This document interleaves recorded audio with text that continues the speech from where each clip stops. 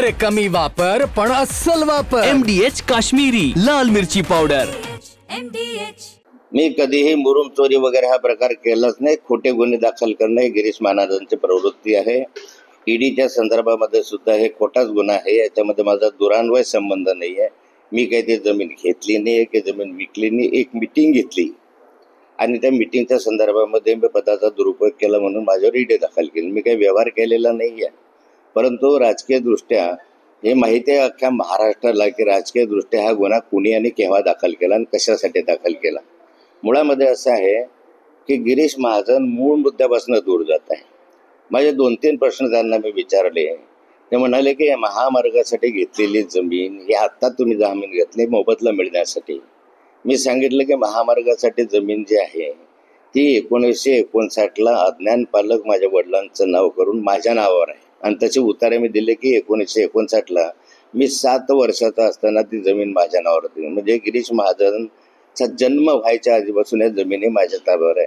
आणि ते म्हणे की असं आहे मी 100 एकराचे उतारे पण दाखवले किंवा हे 100 एकराचे उतारे होते त्या कालखंडातले 1959चे किंवा त्या कालखंडात माझ्याकडे जमीन होती, माझ्याकडे पैसा होता.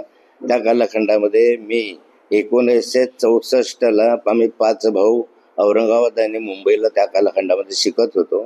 त्यावेळेस आम्हाला महिन्याकाठी 500 रुपये आमचे वडील पाठवायचे. त्यावेळेस सोनं 120 रुपये तोळा होतं. अशा स्थितीत आम्ही शिकलेलो. म्हणजे आम्ही काही गरीब होतो अशातला परिस्थिती नाही आहे. गिरीश महाजनांना मी प्रश्न विचारला होता की तुमचे वडील हे पेन्शनर शिक्षक असताना असे हजारो कोटीची मालमत्ता तुमच्याकडे आली कशी? एवढे मोठे फ्लॅट तुम्ही त्या ठिकाणी 3 कंदिल विभागामध्ये घेता. अन्यत्र त्या ठिकाणी मोठ्या प्रमाणावर प्रॉपर्टी जामनेर शहरामध्ये आहे, पुण्यामध्ये आहे. प्रॉपर्टीची फार मोठी यादी माझ्याकडे आहे. ती असेल ते मुख्यमंत्र्यांना मी देईल. परंतु त्या संदर्भामध्ये त्याचं उत्तर त्यांनी दिलं पाहिजे. त्यांनी जे काही प्रश्न विचारतो त्याचं उत्तर देत नाही आणि वेगळ्याच मार्गाने जातात की तुम्ही ईडी लागली आणि मग तिथं लोटांगण घातलं. मी कधीही लोटांगण घातलं नाही. असं लोटांगण घातलं असतं तर माझ्यावरची ईडी अन्य मंत्र्यांचे जशी निघाली तशी निघून गेली असते. माझ्या जावयाला विनाकारण काय जावायचा काही संबंध नाही. तो लंडनला IITचा स्टुडंट आहे, मुंबईचा, नोकरी त्याची उच्च पदाची नोकरी आहे. अशा संदर्भामध्ये कुटुंबाचं वाटोळं करण्याचं काम या लोकांनी केलं हे सगळ्या महाराष्ट्राला माहिती आहे. यामधून अनेक गुन्ह्यांच्या संदर्भामध्ये गिरीश महाजन अडकलेले असताना म्हणजे अडकले असते तरी त्यांना सोडवण्याचा मी त्या कालखंडात प्रयत्न केला. सर्वांना माहिती आहे की या संदर्भामध्ये फरदापूरचं काय केस झालेली आहे. करता कालखंडातल्या वर्तमानपत्रामध्ये या गोष्टी भरभरीत लिहून आलेल्या आहे. नंतर रिव्हॉल्वरच्या संदर्भामध्ये 2-3 घटना घडल्या. मी त्या कालखंडामध्ये सावरण्याचा प्रयत्न केला. गिरीश महाजनाचं माझा बोट धरून मोठा झाला हे सगळ्यांना माहिती आहे. उगाच टाळाटाळ करण्यात काय अर्थ आहे? जे सत्य आहे मी म्हटलं तुमच्या संपत्तीचं विवरण दाखवा की तुम्ही भाड्याच्या खोलीत राहत होते की नाही, तुमचे वडील भाड्याच्या खोलीत राहत होते की नाही. मग तुमच्याकडे काय उत्पन्नाचं काय साधन आहे की हजारो कोटी रुपयाची मालमत्ता आज तुमच्याकडे आली? याचं द्या ना उत्तर. चौकशीची मागणी करतोय मी की माननीय मंत्री महोदयांनी अँटी करप्शनकडून यांच्या प्रॉपर्टीची चौकशी करावी.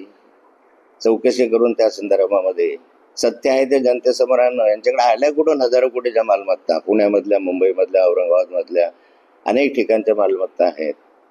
जामनेर शहरातल्या, जळगाव शहरामध्ये जे त्यांच्या काही कार्यकर्त्यांच्या नावावर आहे, काही त्यांच्या नावावर आहे. कुठून आल्या या? उत्तर द्यावं नाही या गोष्टीचं. उगाच मी लोटांगण घातलं आणि त्याने घातलं हे प्रश्न विचारता कशाला? मला लोटांगण घ्यायची गरजच नाही. माझे सर्व वरिष्ठांचे आजही चांगले संबंध आहे, पूर्वी होते. माझ्या घरामध्ये केंद्रीय मंत्री आहे, मला लोटांगण घालायची काय गरज आहे? उत्खननाचा देखील विषय त्यांनी छेडला आहे की तुम्ही दिल्लीला जाऊन लोटांगण घातला, माफी मागितली, हे सर्व जगाला माहिती आहे. पहिले मुळामध्ये मी अवैध उत्खनन केलेलंच नाही. हे उत्खनन करूनच त्याच्यामधली जी माती आहे ती शेकडो वर्षापासून त्या टेकडीवरून लोक काढतायत हे जगाला माहिती आहे. त्यामधली काही जे खनिज आहे ते नॅशनल हायवेने त्या ठिकाणी केलेलं आहे आणि नॅशनल हायवेच्या कॉन्ट्रॅक्टरशी करार मी केलेला आहे नोटरी करून त्या कालखंडामध्ये की बाई ह्याच्या संदर्भामध्ये काही प्रॉब्लेम्स निर्माण झाले तर तुम्ही त्या ठिकाणी करा. मला त्यावेळेस सांगण्यात आलं होतं की नॅशनल हायवेसाठी आम्ही ही जमिनीचं मुरुम घेतोय आणि ह्याची रॉयल्टी आम्ही सरकारकडे भरतो किंवा नॅशनल हायवेसाठी मुरुम घेत असताना रॉयल्टी माफ आहे हे मला सांगण्यात आलं होतं आणि त्यामुळे मी त्यांना ते दिली. शेकडो वर्षाची जे खणलेली आहे त्या ठिकाणी त्या मुरुमाची रॉयल्टी ते आज माझ्याकडनं वसूल करत आहे. एक ब्रॉड जरी मुरुम मी स्वतःसाठी वापरला असेल तर मी ते सगळे पैसे भरायला तयार आहे.